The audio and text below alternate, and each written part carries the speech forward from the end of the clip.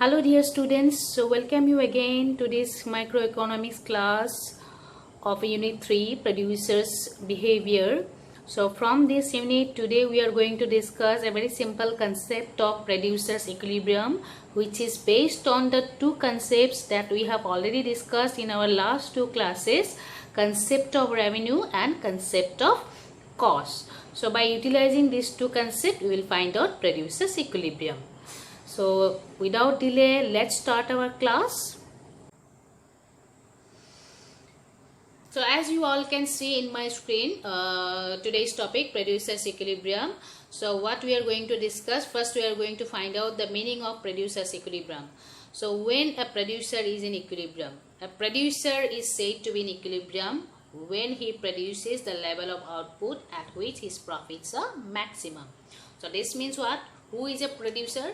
Producer is the one, or is the economic agent who produces or sell goods and services.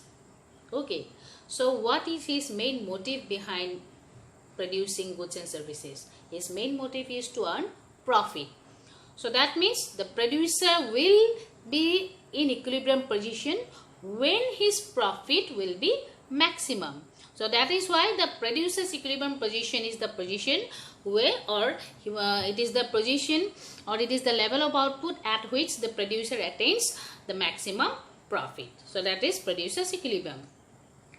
So now there are certain conditions of profit maximization of the producers.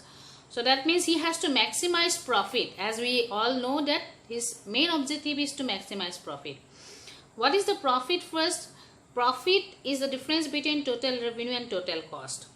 Okay, so revenue and cost, when the differences are, last class I have given one example, if you remember, total revenue, total cost, and when we deduct the total cost from the total revenue, what is left in the hands of the producer is the profit. So this is the very simple concept.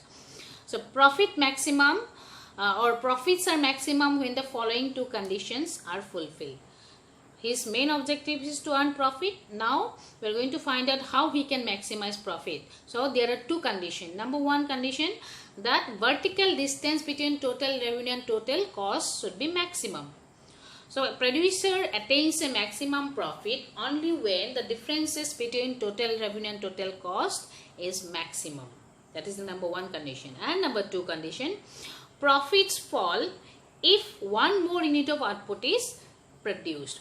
So if the distance is maximum, if it is maximum, then if we are going to produce one more unit, then this will reduce the profit. So distance will be reduced. That means profit will be reduced. So these two are the conditions which should be fulfilled to attain a profit maximizing level of output. Now we can see this, we can see with the help of a diagram. So graphical representation of the producer's equilibrium will be like this when we try to find it out with the help of total revenue and total cost. So here we have seen that we have taken on x-axis quantity of output produced, on y-axis total revenue, total cost, and there is diagram, below diagram we have taken profit curve. So we have taken profit on the y-axis and same quantity of output produced on x-axis. Okay, so from this diagram we can find out three different points, three basic concepts or points we can find out. So to find out the profit maximizing output, you see in this diagram the difference between total revenue and total cost should be maximum. So where it is maximum in this diagram? It is maximum at this point. It is maximum at this point. So that means what? It is the OQ3 level of output. So OQ3 is the level of output with maximum profit. Both total revenue and total cost curve have the same slope. So that means when the difference is maximum, the slope of the total revenue curve and slope of the total cost curves are same. Okay. Then the second point we can find out from this diagram is that point A and point B, these are the 2 points, point A and point B, are called break-even points because at these points total revenue and total cost are same and profit is 0. You see, so at point A profit is 0 because the output level is OQ2. At OQ2 level of output, the profit curve is intersecting x-axis. At OQ4 level of output also, profit curve is intersecting the x-axis. That means profit is 0. So that is why this point A and B, which is break-even point, is also called no profit, no loss point. Okay. Then the last point we can make from this diagram is the farm incur losses. So obviously farm will incur losses when the total cost is more than total revenue. So in this diagram you can see there are two situations when the farm is incurring losses. From the point of origin to OQ2 level of output. So from the point of origin to OQ2 level of output, total revenue is this, total cost is this. So cost is more than revenue, and that is why you see this profit curve is below x-axis. So profit is negative.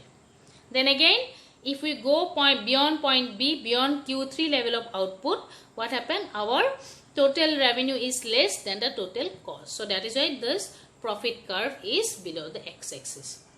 That means profit is negative, or farm will incur loss. So farm will incur loss when our total cost is more than total revenue.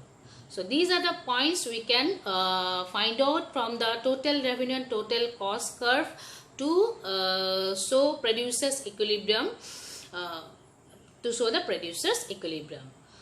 So now we can show producer's equilibrium again with the help of marginal revenue and marginal cost also.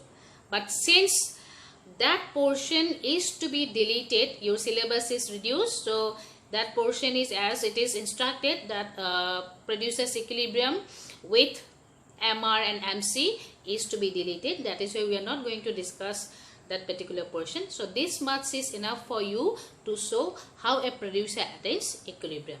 So I hope this video is helpful for you to understand producer's equilibrium with the help of total revenue and total cost curve. So with this, I'd like to finish this class. Next class we'll come back with again one more topic, that is supply.